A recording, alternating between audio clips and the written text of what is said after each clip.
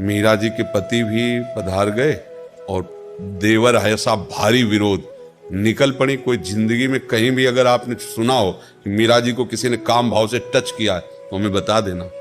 गिरधर का छत्र छाया कृपा का बना रहता, कोई ऐसे थोड़ी सीम की चाप सके को तासु बड़ रखवार रमापति जासु, ऐसा नहीं कि ये नहीं कि मतलब स्त्री शरीर तो कोई भी शोषण कर सकता है, सबका शासन करने वाला काल का भी महाकाल प्रभु है, ऐसा नहीं। एक से एक महान शादियां हुई।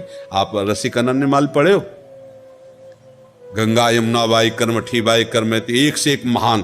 तो जो गंगा यमुना बाई थी इतनी सुंदर थी और नवयुवती ब्रह्मचारिणी। अच्छा, गरीबी से यहाँ वृंदावन में वास उस समय, तो वस्त्र भी ऐसे मलिन वस्त्र। वो स्नान करके यमुना जल लेकर ठाकुर सेवा के लिए अपनी कुटिया के लिए जा रही थी। वो हसन बेग सो क्या अजीज बेग क्या नाम था उसका, अकबर सम्राट का भांजा था, तो वो आया हुआ था दौड़े पे अपने राजसी। उसने देखा इतनी सुंदर नारी और ऐसे रह रही। सैनिकों से मतलब जो उनके सलाहकार थे उनसे कहा कि ऐसे इतनी सुंदर, चूंकि भागवतिक सुंदरता होती है ना, और ब्रह्मचारिणी और भजन परायण तो तेज था। बोले इतनी सुंदर और ऐसे रह रही अव्यवस्था में, इनको लाओ ना हमारी सेवा में। बोले सरकार ये आपकी सेवा में आने वाली नहीं है, ये भजन करने वाली विरक्त जन है, अर्थात ये किसी प्रलोभन से नहीं है। और उसका मन बिगड़ गया उनको देख करके। अब महल में गया तो उसने 2 वैश्याएं बुलाई और कहा जितना धन चाहोगे देंगे, उनको यहां ले आओ। अब बाई जी को अगर प्रभावित कोई कर सकता है तो भगवत चर्चा, वो बड़ी चतुर थी वैश्याएं, आई और ठाकुर जी की चर्चा करना और सुनना और प्रणाम न। अब रोज आने लगी। अब जो रोज आ पाओ तो एक परिचय हो जाएगा, फिर 2 दिन 4 दिन एकदम गोल हो जाओ, फिर आ पाओ तो क्या आपका स्वास्थ्य खराब था, क्या आप क्यों नहीं? ऐसे ही उन्होंने किया। तो उन्होंने पूछा कि आपका स्वास्थ्य खराब था, आप क्यों नहीं आए? तो उन्होंने कहा कि हमारे यहाँ एक बहुत बड़े संत आए हुए हैं, हम उनकी सेवा में थे और मुझे लगता है आपको भी दर्शन करना चाहिए। पहले उनका नहीं, सब संतों की कृपा से भजन चल रहा है वृंदावन से जाने। बोले नहीं, मथुरा पास ही तो हम लिवा चलेंगे, बहुत सुंदर चर्चा होती है भगवत चर्चा, और आप चलो, आप देखो प्रसन्न हो जाओगे, मेरी मित्रता के कारण चलो। तो संत हृदय उनका स्वीकृति दे दी। नई अवस्था थी, भजन में डूबी हुई। जी गई तो महल में बताया कि यहाँ तो उनको लगा कि संत का महल और झोपड़ी से बराबर रहता है, जहां प्रभु रख दे, जैसे तो शायद होंगे धनी मानी जन, उनका आदर करके अंदर रख ले। जो ये अंदर हुई तो बाहर से साकर लगा दी, और अंदर जब तो देखा वही उनका भांजा खड़ा हुआ था। दृष्टि देखते, काम की दृष्टि और सामान्य दृष्टि में अंतर होता है। माताओं बहनों में इतनी विवेक शक्ति होती है, एक दृष्टि में पहचान लेंगे गंदी दृष्टि से देख रहा है या अच्छी दृष्टि से देख रहा है।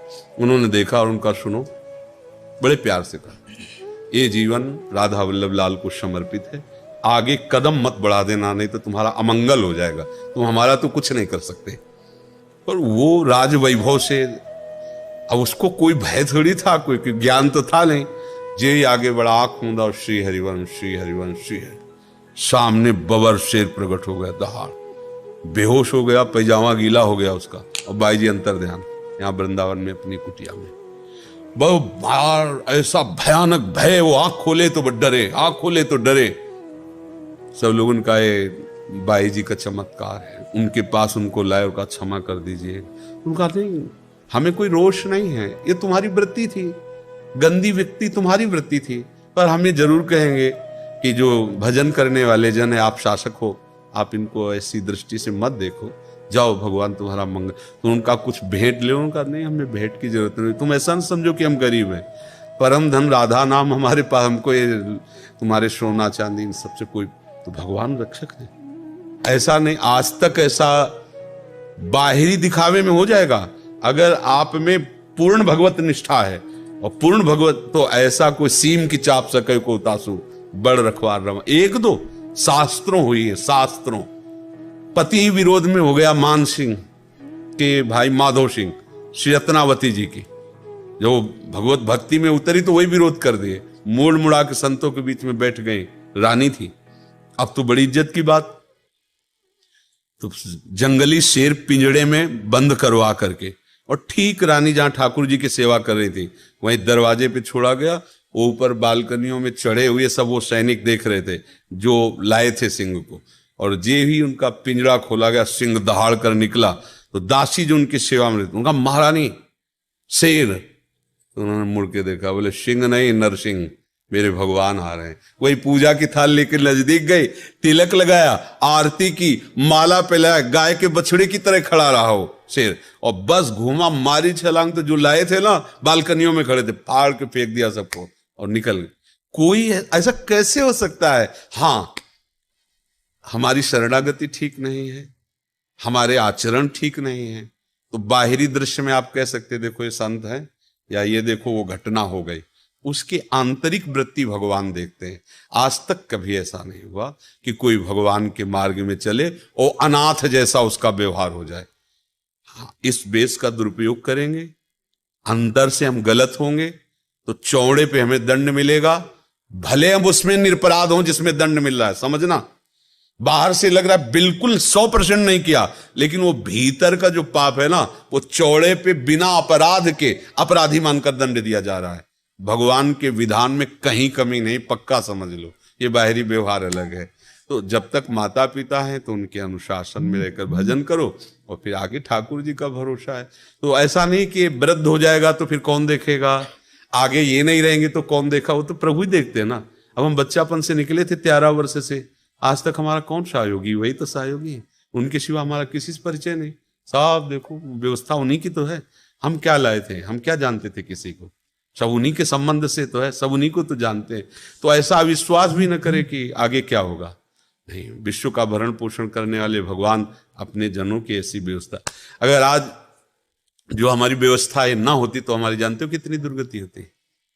पीछे आज के 10-12 वर्ष पहले हम वही खा सकते थे जो मांगते हैं, जो मांग के लाए वही। अगर मांगने नहीं गए तो भूखे पड़े रहते थे कुटिया में। दवाई के लिए अगर है तो 4 घरों में जाकर वो ऐसे थे जिनसे हम पैसा लेते थे, फिर वो 1800 की महीने में दवा आती थी। आज लाखों रुपया महीने खर्चा है, दोनों किडनी फेल है, डायलिसिस होता है, दवाइयाँ, ये वो, क्या दशा होती। कौन मांगने से देता? लाडली जी ने कृपा कर दी तो देखो सैकड़ों लोग सेवा में, सब व्यवस्थाएं उन्हीं। अगर हम अपने बल से सोचते तो मांगने जाना होता था हमें दवा के लिए पैसा, और जब प्राण समर्पित कर दिए कि अब तो मरना ही है। हम गरीब बाबा जी के पास क्या है, ना एक व्यक्ति है हमारे पास, ना 1 रुपया, ना 1 इंच जगह थी।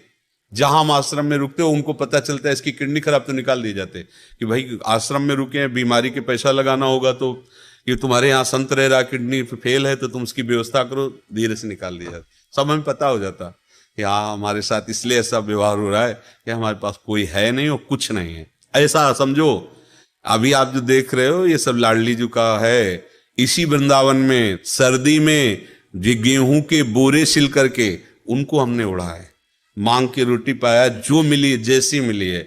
अगर 5 रुपए की भी जरूरत है तो हमें किसी की तरफ देखना होगा, नहीं ऐसी हमारे पास व्यवस्था। आज हमारी क्या दशा होती, सोचो क्या दशा होती।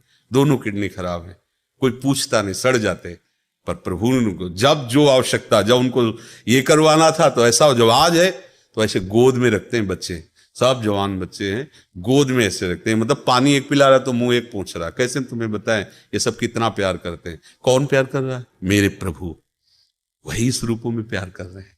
मांगने से कोई 100 रुपया थोड़ी देता है। कैसी व्यवस्था होती। श्री जी ऐसे करते कि हमें ये, हमारे यहाँ किसी को टेंशन नहीं कैसे चलता है। जब जो जरूरत है बिल्कुल वैसे उपस्थित है, जैसे जादू से नहीं चलता, ऐसे जादू से चल रहा है। 250-300 लोगों का बाल भोग, 250-300 लोगों का राजभोग, 250-300 लोगों का शाम के शयन भोग, सबको दूध, सबकी बिजली व्यवस्था, सब के सब। किसी से कोई मांगना नहीं, कोई दान पेटी नहीं, कोई पर्चा नहीं, कोई जाएगा नहीं बाहर मांगने के लिए। जो आ गया आकाश से गिर गया उसी से हमारा भरण। इसलिए और बहुत अच्छे से प्रभु चला रहे। ये नहीं कह सकते कि हमें कोई भी टेंशन नहीं। जिस समय पानी पानी, जिस समय दूध दूध, जिस समय भोजन भोजन, हम ही को नहीं, जितने शरणागत है सबको। इसलिए ऐसा तो सोचे ही ना कि आज के बाद कल क्या होगा। जिसने आज व्यवस्था की माता पिता के रूप में, वही जगत का माता पिता कल हमारी रक्षा करेगा। हमारी